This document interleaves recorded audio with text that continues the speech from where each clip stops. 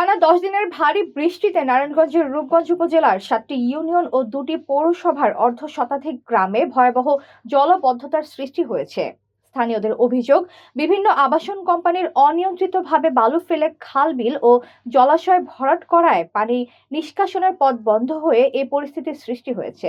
মাহমুদুল হাসান নয়নের তথ্যচিত্রে বিস্তারিত। সবচেয়ে বেশি দুর্ভোগে পড়েছেন উপজেলার সদর ইউনিয়নের বৈরাগবাড়ি এলাকার বাসিন্দারা। স্থানীয়দের দাবি, জলছিরি আবাসন কোম্পানির বালুর কারণে প্রায় 200টি ঘরবাড়ি পানিতে তলিয়ে শতাধিক পরিবার এক সপ্তাহ ধরে পানিবন্দী অবস্থায় মানবেতর জীবনযাপন করছে। জলাবদ্ধতার কারণে রোগবালাই বাড়ছে এবং অনেক পরিবার কর্মহীন হয়ে পড়েছে।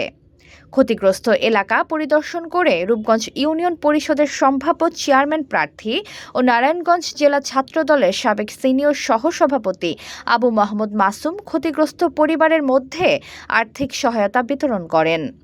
তিনি স্থানীয় সংসদ সদস্য মুস্তাফিজুর রহমান ভূঁইয়ার দীপুর হস্তক্ষেপ কামনা করে জলছিরি কর্তৃপক্ষকে দ্রুত বালু অপসারণ ও জলাবদ্ধতার স্থায়ী সমাধানের দাবি জানান।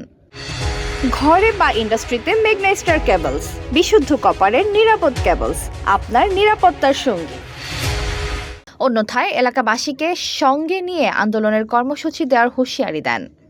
স্থানীয় বাসিন্দারা অভিযোগ করেন, আবাসন কোম্পানির বালু ভরাটের পর থেকেই প্রতি বর্ষায় জলাবদ্ধতা সৃষ্টি হচ্ছে।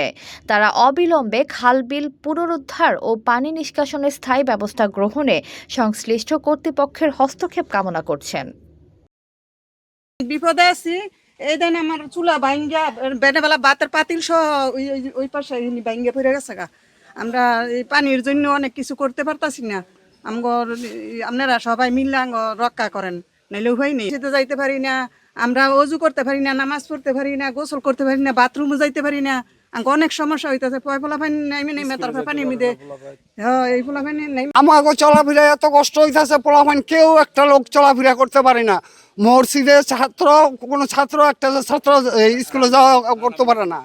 রান্নাঘর, ওই গোসলখানা, এই কল পায়খানা সব বন্ধ হয়ে গেছে গা। আমরা কোনো জায়গায় আমরা যাইতে পারি না, ঘরতে বাড়াইতে পারি না। আমরা এই কারণে আমরা এটা খুব সমস্যা আছে। এটা আমরা স্কুলে যাইতে পারি না, আমাদের পানি চুলকে, আমরা মসজিদে যাইতে পারি না, আমরা খেলতে পারি না, আমরা কোনো জায়গায় যাইতে পারি না, আমরা স্কুলে যাইতে পারি না, আমাদের গাড়ি পাওয়া যায় না। এর জন্য আমরা সমাধান চাই। এই পানির জন্য আমাদের হাত পাও খাত যায়, চুলকানি হয়, এই জন্য আমরা কোনো ভাই যাইতে পারি না। HPL uPVC pipe and fittings, শক্ত, মজবুত ও দীর্ঘস্থায়ী, এক পাইপে জীবন পার। বন্যা হয় প্রাকৃতিকভাবে, কিন্তু এখানে প্রাকৃতিকভাবে হইতেছে না। চতুর্দিকে বালি দিয়ে ভরাট কইরা আমাদের এলাকাটা পুরোপুরিভাবে তলিয়ে দেওয়া হচ্ছে। এটা ইচ্ছাকৃতভাবে করছে সম্পূর্ণ। আসলে পুরোপুরিভাবে তলিয়ে দেওয়া হচ্ছে। এখানে লাভ হচ্ছে আবাসন, কারণ এই এলাকা যদি তলিয়ে যায়, এই এলাকার চারদিকে যে আবাসনটা আছে, এই আবাসনটা লুটে পুটে এলাকা রেখে খাবে। তাই শুধুমাত্র এই কারণে এলাকাটা ইচ্ছাকৃতভাবে পানি দ্বারা তলিয়ে দিচ্ছে। আর তাছাড়া এই পানি দ্বারা তলিয়ে দেওয়ার কারণে এলাকার স্কুলের পোলাপান যেতে পারতেছে না, মানুষ নামাজ যায় বইটা পারতেছে না, রান্নার ক্ষেত্রে সমস্যা হইতেছে, বাথরুম, কারণ এলাকার অধিকাংশ মানুষ দরিদ্রর কারণে সবারই বাথরুম গোসলখানা অধিকাংশ মানুষের বাইরে। তো ওই বাথরুম গোসলখানা যে প্রয়োজনীয় যে জিনিসগুলা, ওগুলা সব বাইরে হতে পানির নিচে বর্তমানে আছে। বাংলা একটা প্রবাদ আছে, কারো পৌষ মাস কারো সর্বনাশ।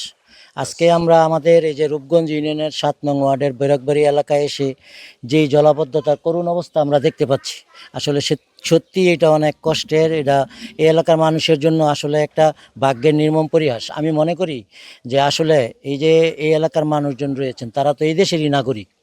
আজকে চারদিকে যেভাবে বালু ফেলে এই এলাকার মানুষকে পানিবন্দী করা হয়েছে, আজকে ঘরের ভিতর পানি, আজকে রান্নাঘরে পানি, মানুষের এই চলাচল, মসজিদে পর্যন্ত পানি ঢুকে গেছে এলাকায়। এই যে জলাবদ্ধতা, এই যে মানুষের কষ্ট, এই কষ্ট দেখার আজকে আসলে কেউ নেই। তো আমি মনে করি যে আজকে যারা বিভিন্ন নামে বেনামে বিভিন্ন কোম্পানি, বিভিন্ন প্রতিষ্ঠান রয়েছে, এই প্রতিষ্ঠানের বালি ভরাটের কারণেই কিন্তু আজকে এই দুর্দশা যারা তৈরি করেছে তাদেরই দায়িত্ব নিতে হবে। এই দুর্দশা থেকে যেন এই এলাকার মানুষকে মুক্ত করা যায়।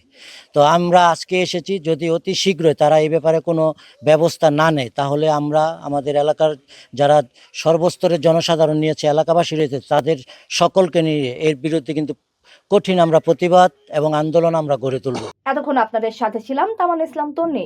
প্রতিদিনের নিউজ আপডেট পেতে আমাদের সাথেই থাকুন।